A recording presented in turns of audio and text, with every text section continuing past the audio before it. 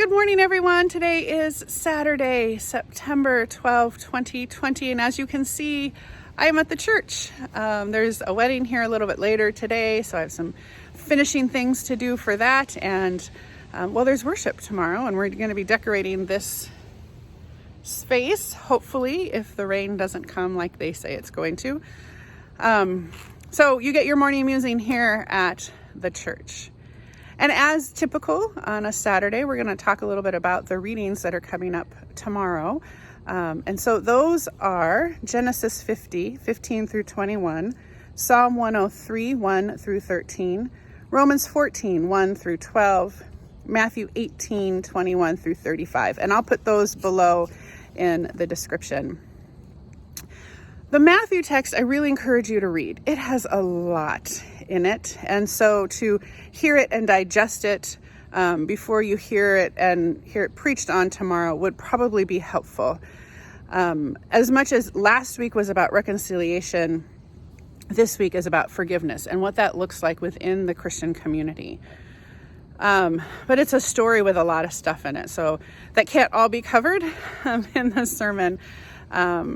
But it will certainly be stuff to chew on. Today I'm going to read a little bit about Romans, read the Romans text for you. But before I do that, I've been thinking a lot about what these texts have meant in these past few weeks that we've been reading about from Romans and the like.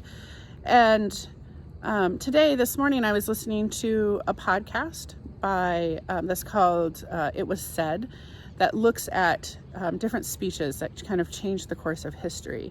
And the podcast that I was listening to today was about Martin Luther King Jr. and his speeches. And just as I was getting to the church, I got to hear a snippet again of the I Have a Dream speech.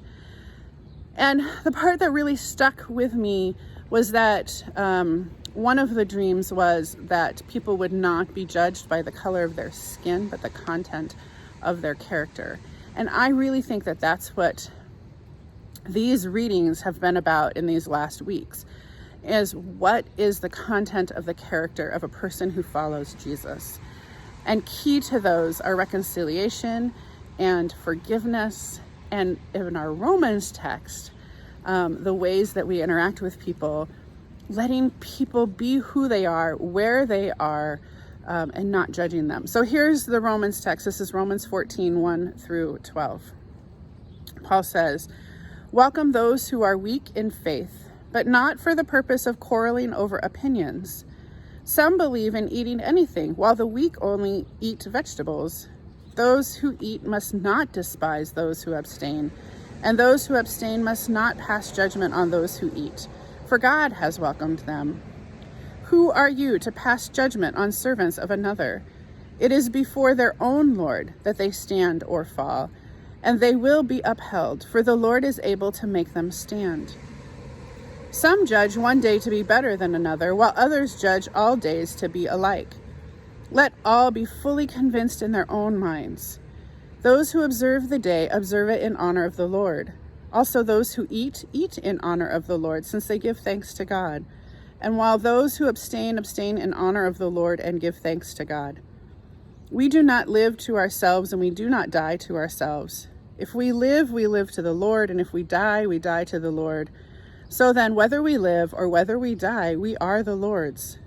For to this end Christ died and lived again, so that he might be Lord of both the dead and the living. So why do you pass judgment on your brother or sister? Or why do you despise your brother or sister? For we will all stand before the judgment seat of God. For it is written, as I live, says the Lord, every knee shall bow to me, and every tongue shall give praise to God. So then each of us will be accountable to God." So, welcome those who are weak in faith, but not for the purpose of quarreling over opinions. So Paul is encountering a community that is trying to figure out what it means. This is early days in the church, right? So what does it mean to be followers of Jesus? And Paul is super clear in so many ways that what it means is walking in love and faith and trust and not judgment, especially not judgment about matters, things that are what we call adiaphora, things that are outside the realm of importance as to what we eat or what we don't eat for those who were Jews and Gentiles mixed together. I would say in our time, matters of opinion would be the political party we choose. And while we all feel very passionate about why we choose those, and it is not for us to judge people that are in the other political party because their opinions differ from ours.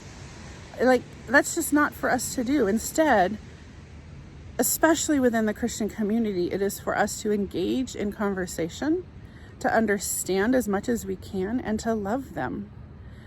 We here at First Lutheran say all are welcome. And when we say all are welcome, we mean that all are welcome. That's not easy, but it is doable.